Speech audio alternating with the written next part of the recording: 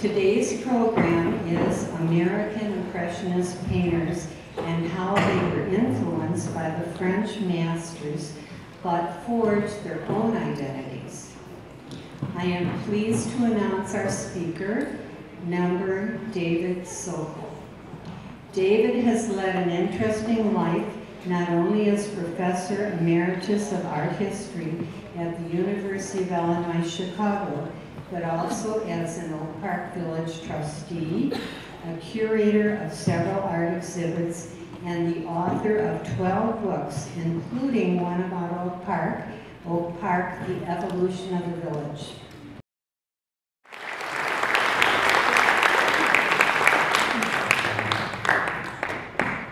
The subject sounds self-evident, and it sort of is, but I do want to start off with a couple of caveats or general points. First of all, I have to apologize for some of the slides. Not a lot, but some. One thing about the technology that is now available to all of us is that so many more works are in the public domain and not hidden, and you can go on websites of museums. But sometimes they have very, very small images. If they don't get a little more generous when you put them into a PowerPoint and expand them, they get fuzzy. Now, if any group of artists, fuzzy is almost acceptable to Impressionists because they eschewed sharp outlines. Nonetheless, I apologize for those in advance. Secondly, I went through a series of books, catalogs, and so forth, and came up with the number of probably at least 1,000 artists described as American Impressionists. By their dealers, by textbooks, by themselves, whatever. And the term, therefore, is very loosely used. I won't get into which dealers used it the most loosely, but I'm going to concentrate, with one exception, which will be the last group of slides, on those artists that had some relationship with France. The beginning, in France. Many of you will recognize this work. And, oh, by the way, yes, one other thing.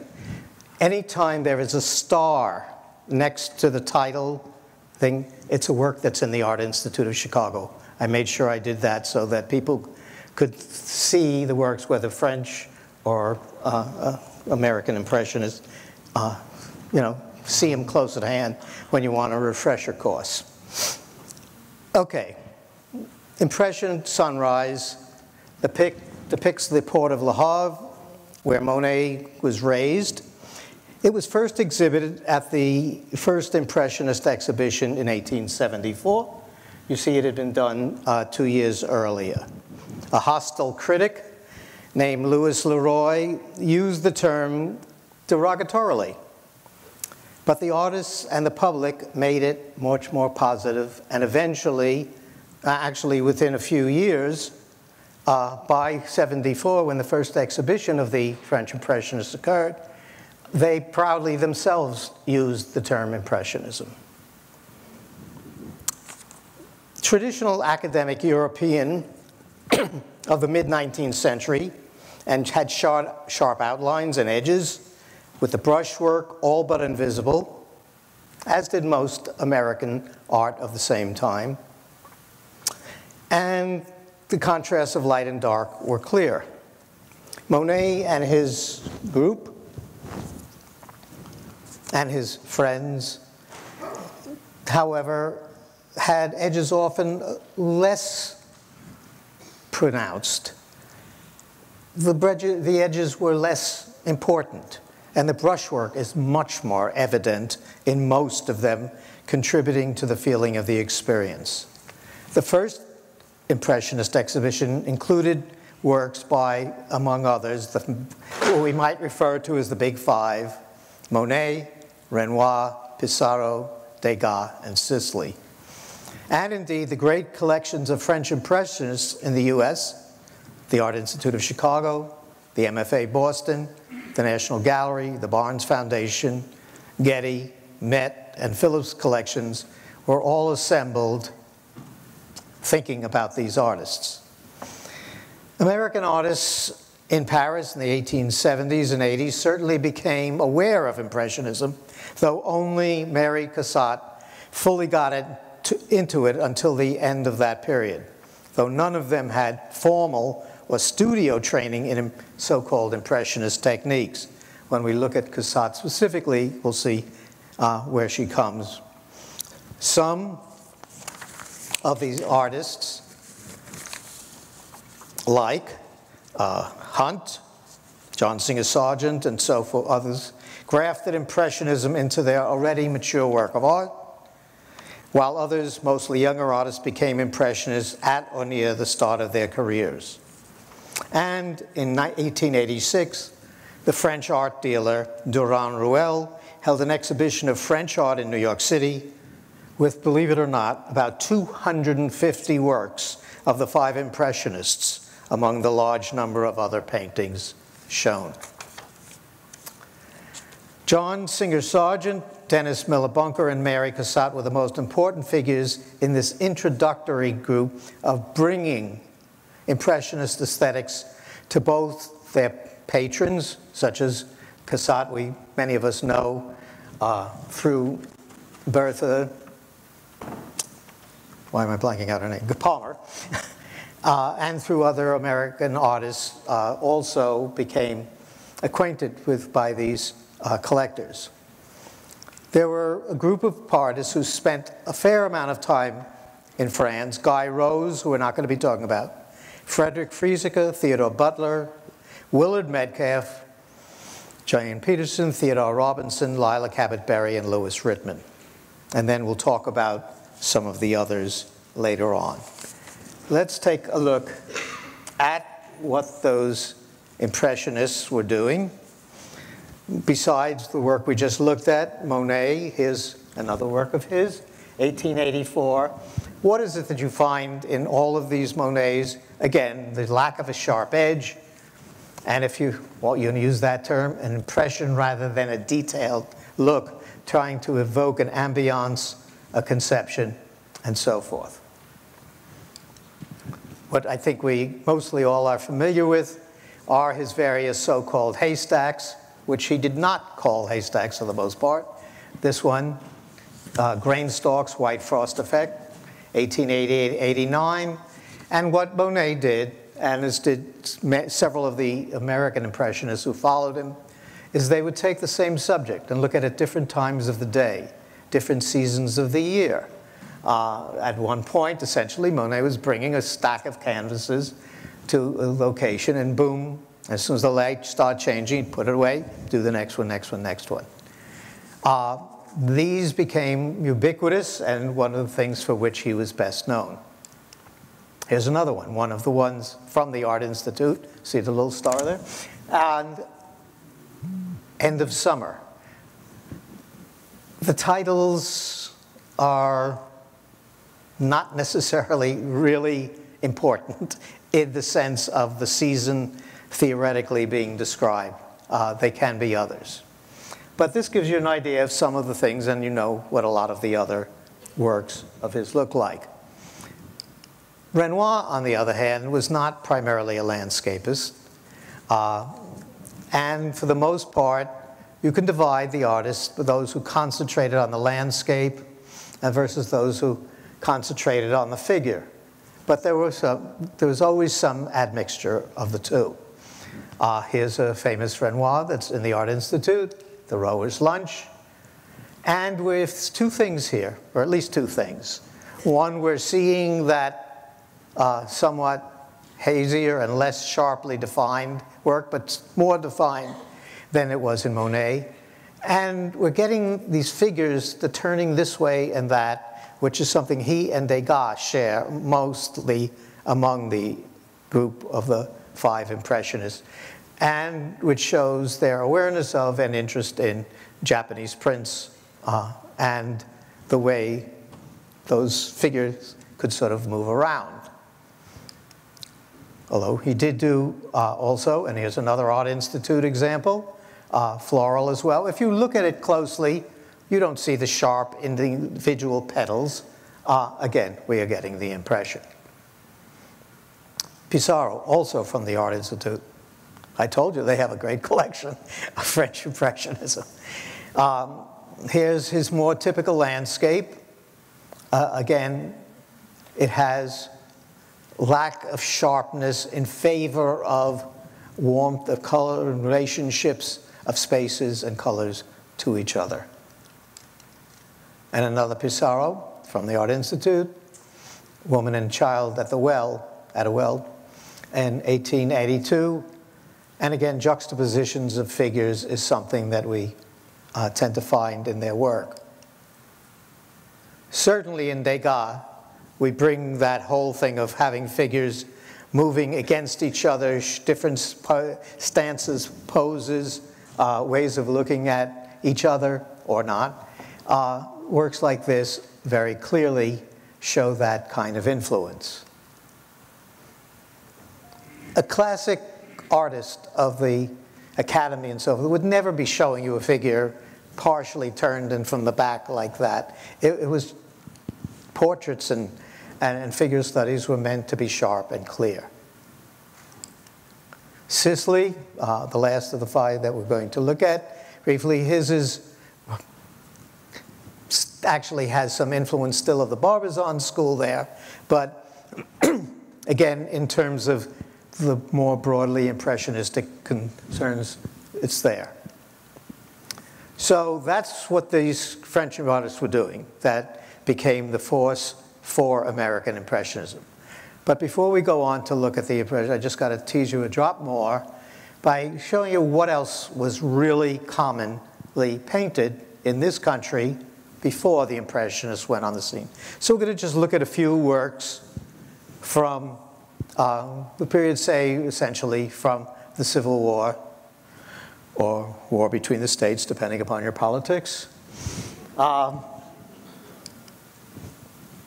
Huge landscapes like this Bierstadt, which were much beloved by affluent collectors, so-called captains of industry, or again, depending upon your politics, robber barons, where the detail is staggeringly short. You can go back and back and back, and the detail never disappears till you go into, even in the soft atmospheric perspective in the back, everything is still very obvious what it is. So that kind of landscape was commonly done. Another Art Institute work is Thomas Moran. Dramatic subjects, too. It wasn't very homey. It was things like to wow you, knock the socks off you, by seeing these kinds of dramatically done vistas of dramatic subjects. We also have genre painting, scenes of everyday life, often moralizing. And these continued actually from early in the 19th century, but were very common after, again, the Civil War. Lily Martin Spencer, both must fade. In other words, her, just like the flower she's holding, the mortality of life and everything is suggested in this kind of thing. Lines, again, are sharp, crisp, and so forth. And one from the Terror collection that I think is at the Art Institute now, maybe it's not, John George Brown, The Cider Mill, 1880, a much more acute and humorous one than the somber message of the Spencer, but essentially figures out in space, very lined up. That's not at all the way Degas would line up or show his figures. So let's now look finally at the first generation, those who are bringing Impressionism to America. Understanding, again, some of them were not Impressionists when they started, and some were still, if not hedging their bets, were playing with things for a period of years. John Singer Sargent, we think of primarily for his large, very detailed, very realistic portraits. The museums are filled with them, life-size or even above. But here's a fairly early work he did. The Oyster Gatherers, it's still got a pretty sharp outline and so forth, but already the atmospheric aspects and the way figures are much more relaxed and everything shows he's already becoming aware of some of the artists among the Impressionist group. He was an expatriate. It's hard to define. I'm going to almost always tell you where the figures were born and sort of where they spent most of their time. He didn't spend most of his time almost anywhere. He was in Chicago, he was in Boston, he was in France, he was in England. But he did certainly know Monet. By the time he did this in 1885, he shows Monet painting in 1885 in a woodland scene. So Monet is sitting there on a camp stool painting a landscape. So his familiarity with Monet and what Monet was all about was certainly apparent in this, even though the work is by no means would be called a full-fledged Impressionist painting. Two Women Asleep. Again, it's not one thing completely or another. It's not an Impressionist work, but the handling of the clothing and so forth, the way the trees, the leaves, the branches flow into another, certainly show him loosening up his brushstroke and his palette. Here's another work by him. And this one actually includes Dennis Miller Bunker, who is one of the artists who also was influential, and I'll be showing you, who brought Impressionism particularly to Boston. He also died at the age of, I think, 29, so he didn't have much of a career, but he had a tremendous impact. Look at the ground here. Look at the trees, how much more fluid and impressionistic they are becoming. And here's an Art Institute one, which I really didn't need to show you, but it was nice to show you a nice sergeant that's at the Art Institute. But certainly just the showing the hand out in front, the head, the relaxation of the figures certainly recalls, again, Degas more than it recalls formal portraiture of the early 19th century in the United States. Whistler, you may say, why Whistler? Whistler, of course, had most of his career as an expatriate, all over the place, although heavily in England. And I show you this Art Institute, where the study of the girl's head, because it's not just a study, it's a pretty fully realized work for the way he liked to do his work. And you could see certainly, again, the lack of detail, the sense of bulk of the body you can feel, but it's nothing very concrete there. Okay, Dennis Miller Bunker, who I mentioned. The Pool, Medfield, Massachusetts, 1889. It's after he was in France, where he visited, among other people, with Monet. And he lets us meander into space. And again, the fluidity of the flowers, the bushes, and so forth, shows his influence, not a total absorption, but the influence of the Impressionists. Similarly, William Morris Hunt, his work was actually closer to some of the earlier figures than the Impressionists, but he did have some exposure there, and he started to modify, and again, an Art Institute work, he started to modify his stricter landscape work that had showed a knowledge of German art primarily into a softer treatment, and again, much fuzzier edges. All right, now we get to Mary Cassatt. Cassatt was from Pennsylvania. She went to France. She became essentially an expat, but she did go back and forth occasionally to the States, and she had a strong influence both in Philadelphia and, again, through her relationship that I talked about before with Bertha Palmer.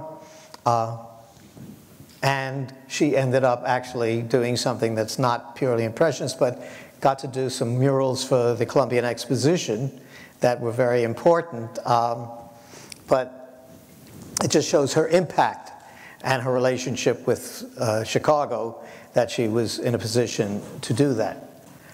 This work, I think, again, like the others of these figure works, show much more her relationship to Degas than the Monet side of things. And again, if you even look in the loge, the different figures turning, they're not just all lined up back there in the background, they're turning different ways, and again, make us aware of movement and interpenetration of space, and lack of traditional perspective, actually, both in their terms and the way the loge, the walls of the boxes flow around. This Art Institute piece is sort of very typical of her early work when she was most closely working with Degas. And her figure is, the face is still more solid, but the treatment of the gown is not. And you see different colors sort of fading, flowing in and out rather than defining a color. This is either white, or yellow, whatever. It's all of a mixture. Mary Cassatt again, Lydia's seated on a porch. Again, the way the bench comes at us in space is something that is so different than the more formal academic way of showing things. When you look at that hat, if you got it under a magnifying glass, you could hardly find a single piece of that hat that you could identify fully as the brim or anything else. So we see her, as with Degas and to some extent Renoir, showing a lot of things of figures in space.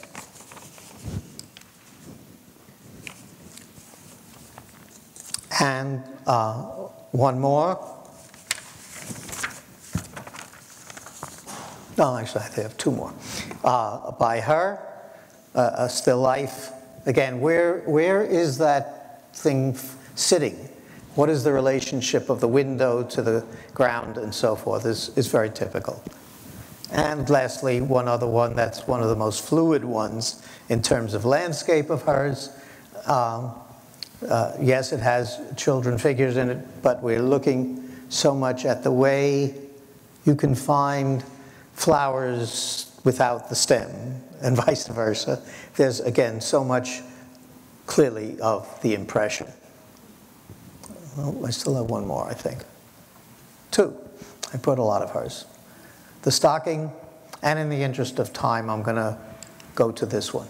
The boating party of 1893 is one of the ones where, the Degas influence is the strongest in terms of both the figures' juxtapositions and, of course, the way the male's figure, the boatman, just pops back into our, he's almost like he's ready to sit on our laps or something like that. Again, the spatial arrangements are somewhat ambiguous. Okay, so now that's sort of the beginning. Theodore Robinson, The Wedding March, 1892, Long in the Terror collection and the Art Institute. The subject is of interest because it makes a case for what's happening in terms of these Americans. The subject is Claude Monet taking his stepdaughter to her wedding, where she's marrying an American Impressionist, who we'll see a little later on. Robinson was very close to Monet. He spent a lot of time there.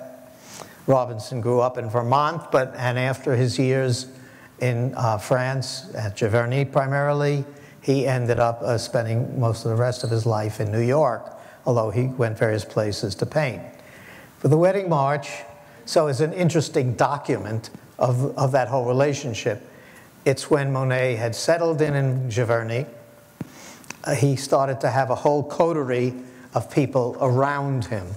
And the others, or we'll see, like quite a few of them, ended up at Giverny either for short periods of time, or a few of them ended up living there most of their lives.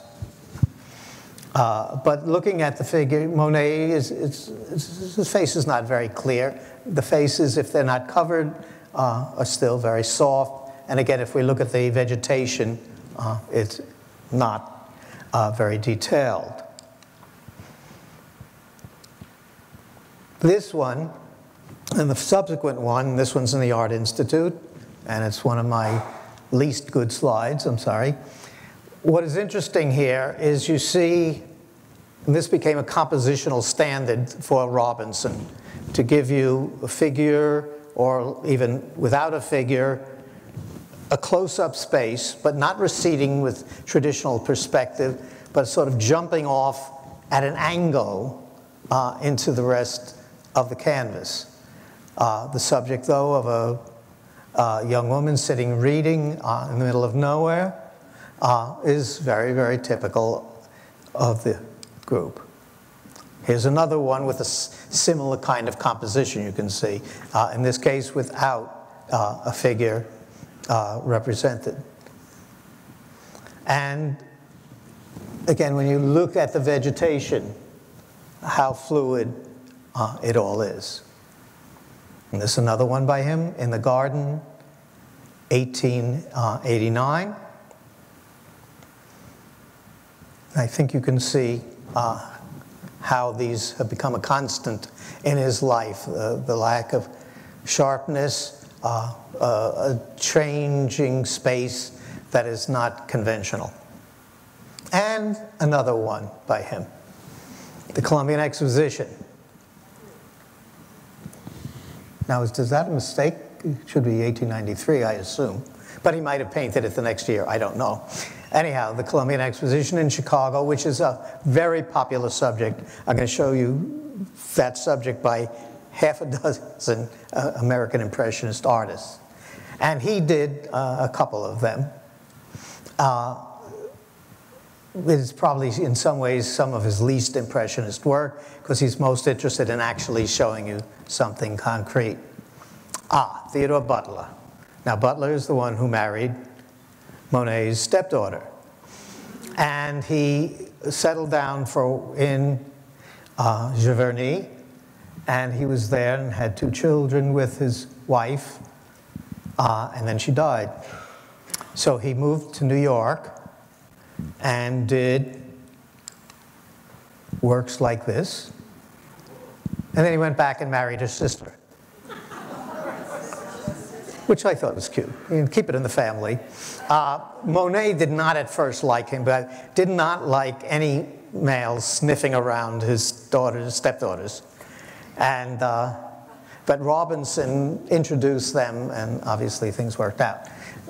I have to say he's not the finest artist in the bunch as far as I'm concerned, but looking at how he treats this urban scene, which is comparatively rare for American Impressionists, whereas the French would be showing the impact, often perhaps derogatorily, impact of industry and so forth encroaching on the landscape.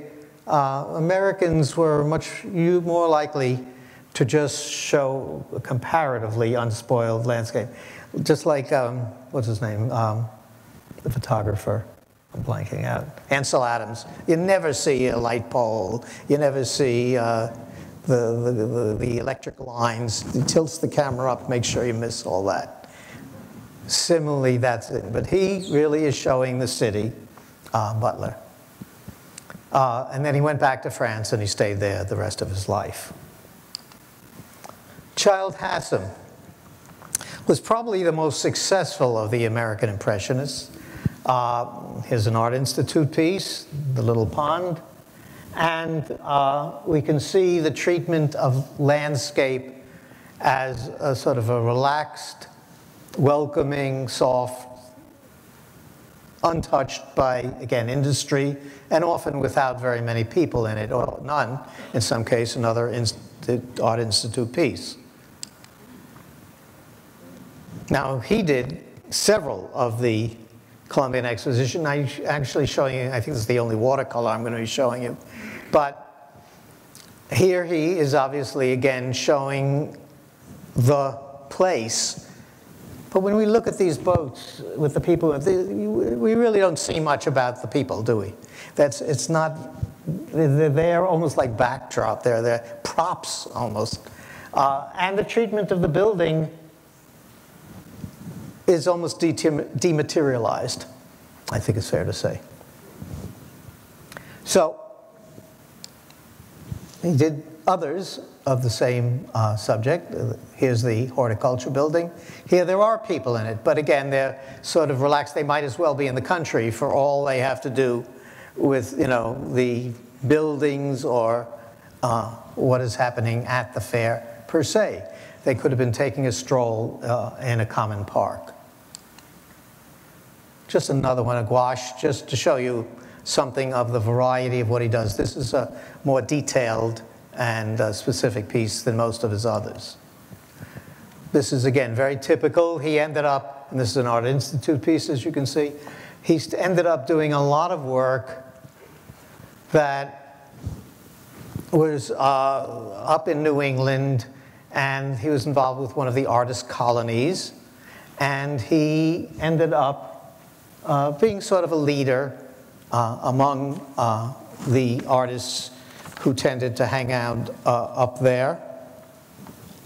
So he spent a lot of time in New England. He was also one of the leaders of a group known as the 10. There was the 10,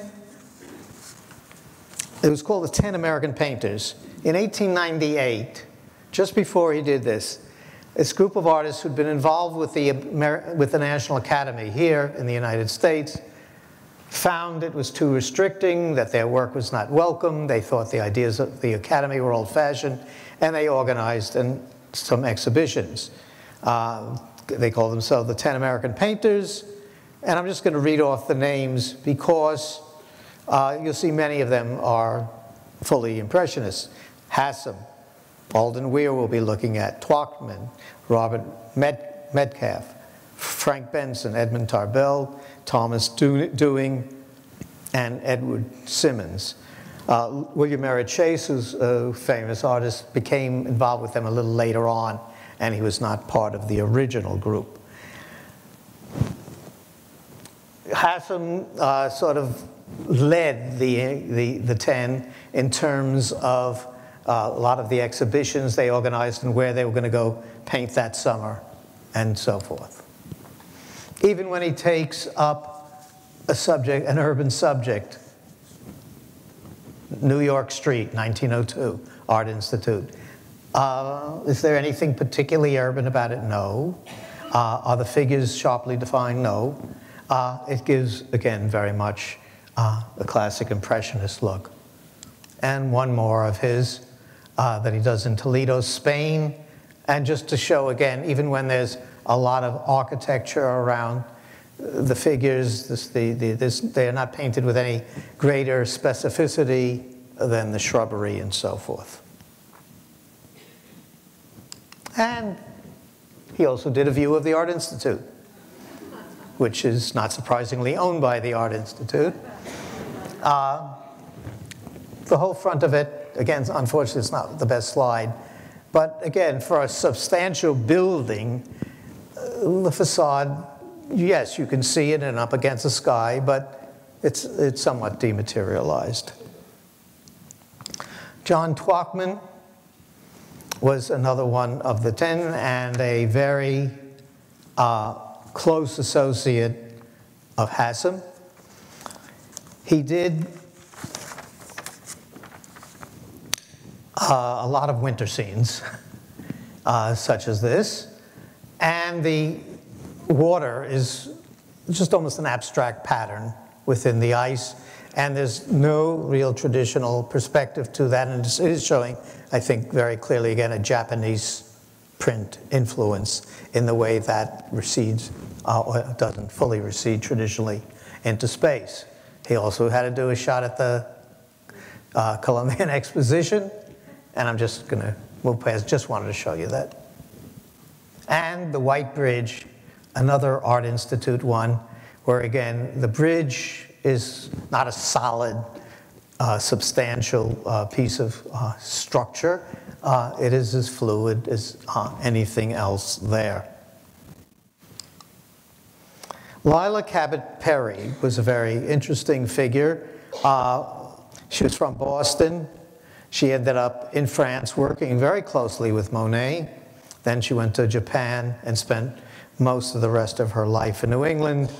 Cabots, as you may know, were a heavy-duty name to conjure with in Boston. And her husband also came from a fancy family. This work at the Art Institute, I'm not sure where that fence is completely, and that's, again, that sort of Degayan look, although the figure is fairly solid. Well, where did she go and learn from Monet? At Giverny, and she even does the same kind of subject, although she puts more architecture, and I think it's fair to say her structure of things, a sharper edge than Monet did. But otherwise, obviously, the spirit is very much there. Giverny landscape in Monet's garden. Sorry for the misspelling. If any of you ever been to Giverny in the gardens, you know how there's water going all through in all different kinds of areas of shrubbery and so forth. And so you'll never really mistake most of these American Impressionists for French ones.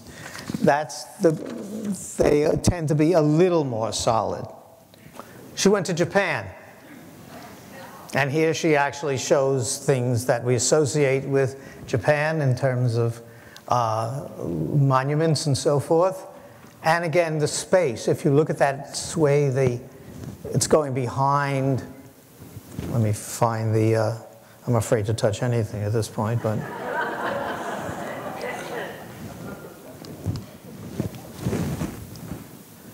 The way, over here like that. It's very hard to deal with it spatially in traditional sense. In a Japanese garden, 1901,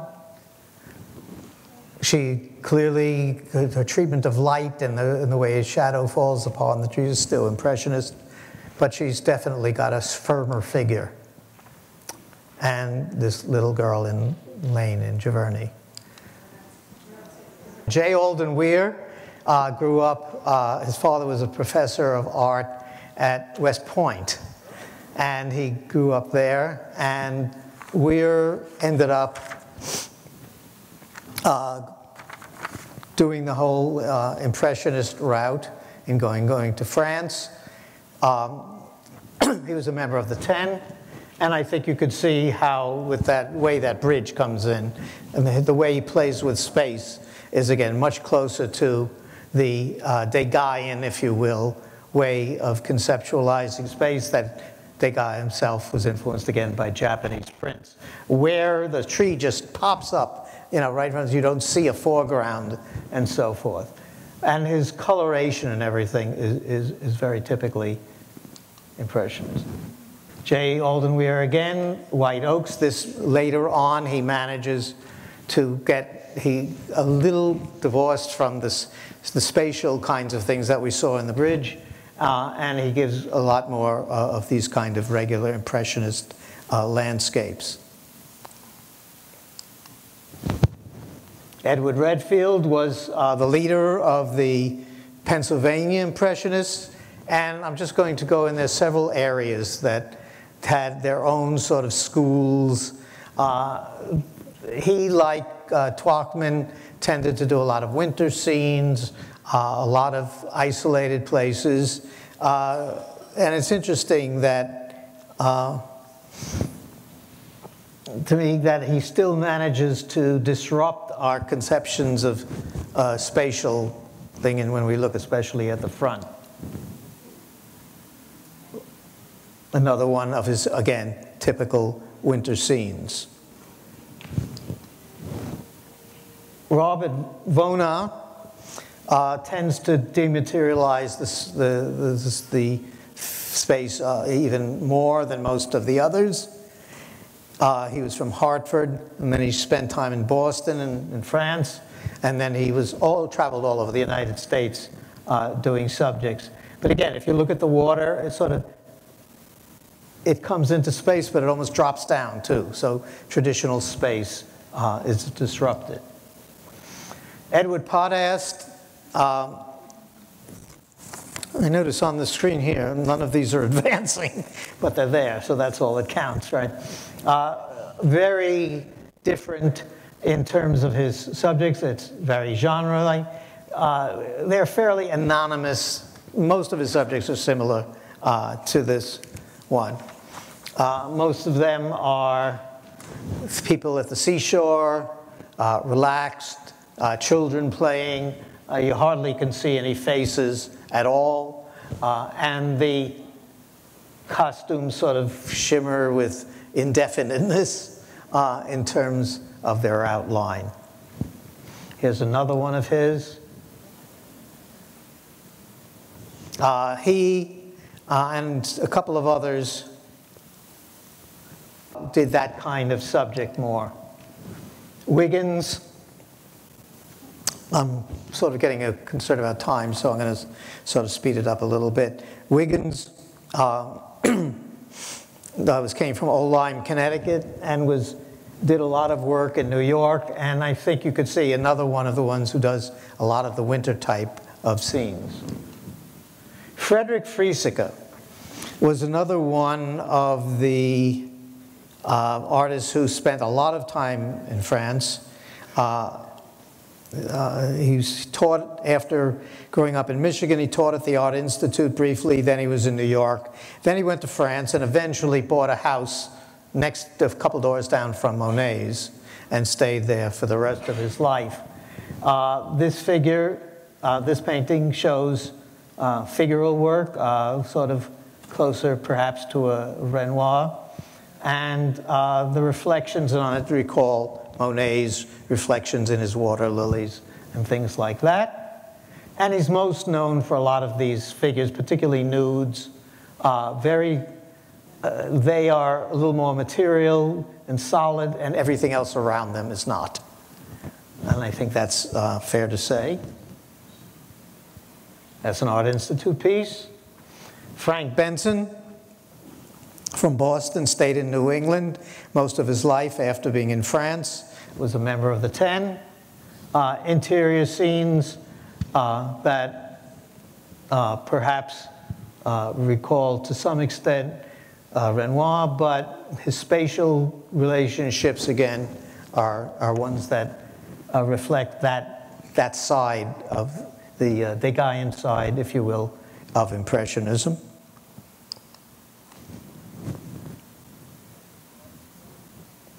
Frank Benson, another Boston artist and member of the Ten.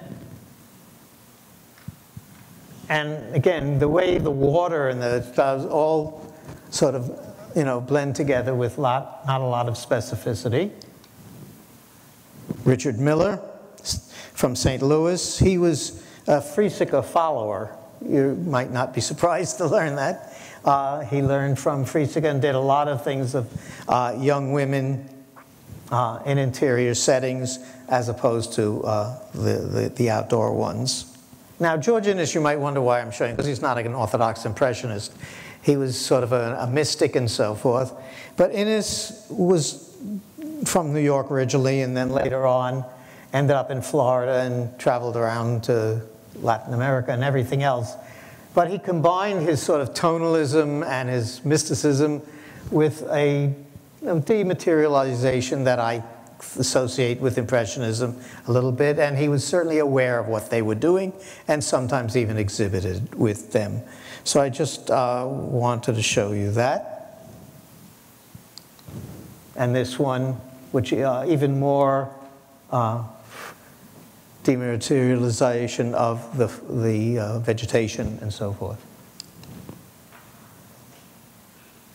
Lillian Hale from Boston, primarily eclipsed by her husband as an artist, but she was, you can certainly see the Impressionist tendencies in her work. And this one a little more Renoir-like. Louis Rittman came from Chicago. Well, he came from actually the Ukraine. Got out just in time, I guess. He came to Chicago. He was part of the Freesica world for a while, and then he joined the Art Institute School's faculty for pretty much the rest of his life. And you could see that Freesica type of, again, treatment of the woman in her clothing and so forth. In the Garden, 1915, certainly a dematerialization of the houses and so forth. And Garden in Giverny, showing exactly where he was. So I'm just going to show you one more artist. I said there's thousands of American Impressionists, and there are ones that did not go to France. But we have one that's quite close to home here. Carl Kraft. The last slide will be the one hanging in outside.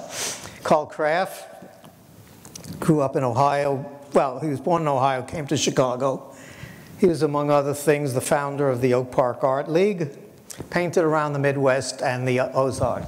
He's not an orthodox Impressionist. He didn't go there, but he, like many others, picked up a lot from what he saw, and certainly at the Art Institute he could have seen a lot of the French as well as some of the Americans. And by the early teens, he's doing a lot of this sort of softer, hazier kind of work. The old palette, spatially, you can see how that ties to as well. There's not a leaf on those trees that you can, identify, but it doesn't matter. You get the flavor of it, the impression of it. And boat landing, similarly, more dramatic coloration than most of the Orthodox American Impressionists did, but otherwise there's a lot of that. And so let's end with our own piece. The work that's sitting outside, that has some similarity when you looked at those winter scenes of Twachtman and others, which he saw, certainly could have seen and probably definitely did. The space plays a little bit with the angles of where it's a foreground and where it's not. And he, like many others, ended up taking what he wanted from it without getting into the orthodoxy of Impressionism. So one could look at hundreds of others. Some were very well known, some were less known, some were unknown. But it became something that became part of the culture of American art and collecting at the end of the 19th and early into the 20th century. Thank you.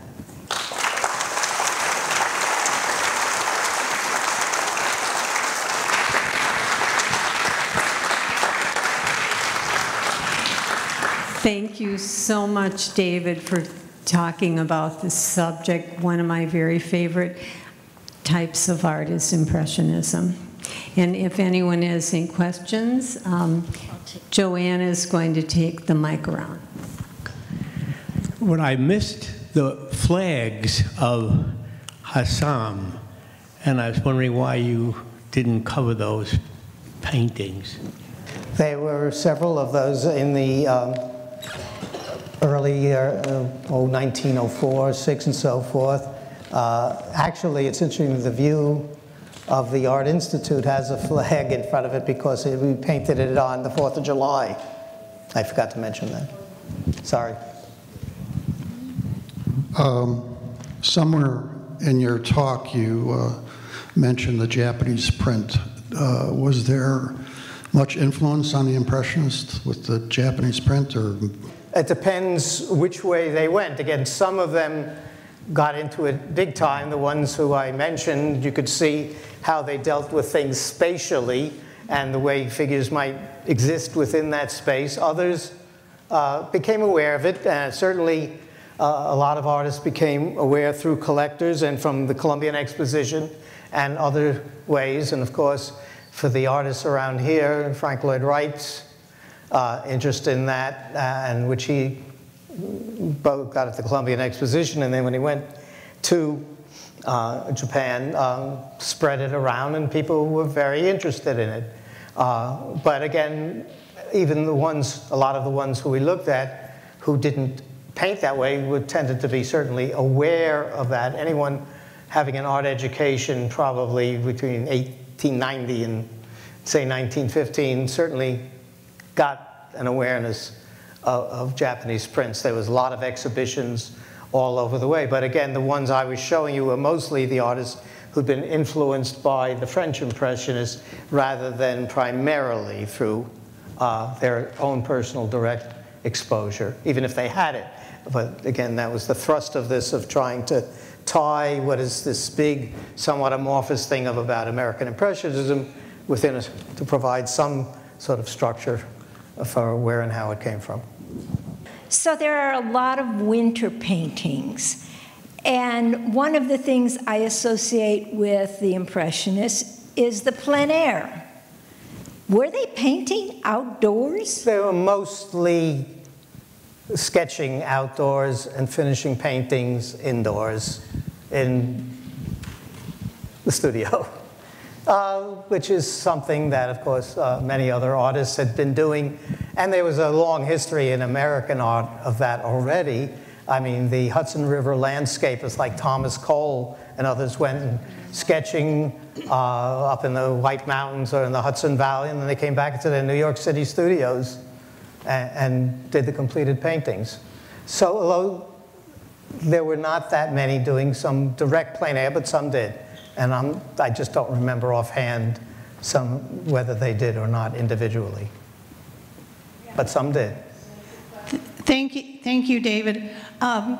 It's very informative. What I was thinking about was that many of these American Impressionists, we're not familiar with the paintings and haven't heard many of these names in comparison with the French Impressionists. And is it because they're not groundbreaking like the French Impressionists' work was, or that they just don't have the same artistic merit, or they didn't get the hype? I'm just wondering why American Impressionists aren't as well known. That's a rough question to answer, and part of it is, of course, there's always a greater interest in the people who develop something rather than their followers. I think that's generally true, whether it's Italian Renaissance or whether it's whatever. I mean, in Chinese art, you'd have even the inscriptions that relate to the past master that you were following. So there's some of that. Some of it is once collections started to be built, you know, to a large extent, the collectors set the direction of whatever else was going to go into the museums. Also, some of these people, even if you don't know their names, were, you know, very solidly successful. Again, a Hassan, a Chalkman, and others earned very, you know, solid and substantial living showing their art and selling their art. But again, there's an awful lot of people who are competent and just not sometimes the luck of the draw. So there's no simple answer to that, but there's a lot of good artists of every style, very competent artists, that a lot of people would be happy to own, but they just never made it into the right parts of the marketplace somehow.